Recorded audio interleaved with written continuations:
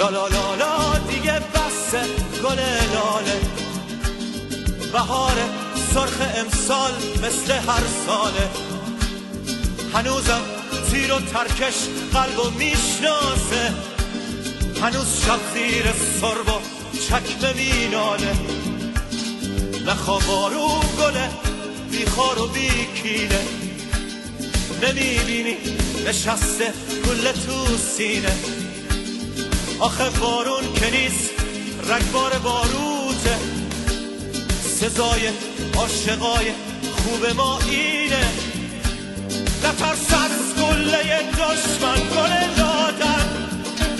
که پوست شیر پوست سرزمین من، اجاق گرم سرمای شب سنگر، دلیل تا سفیده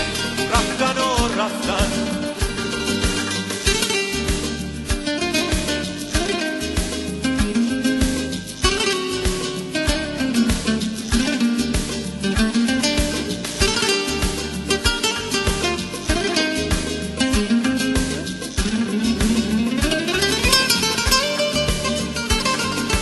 بارون گله بادوم ناباور، گل دل نازک خسته گل پرپر، نگو باد ولایت پرپرت کرده،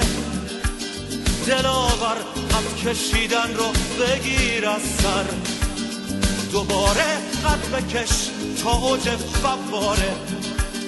نگویید ابر بی بارون نمیذاره، مثل یار دلاور نشکن از دشمن،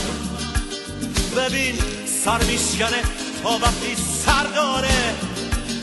نذاشتن هم صدایی رو بلد باشیم، نذاشتن حتی با هم دیگه بد باشیم، کتابای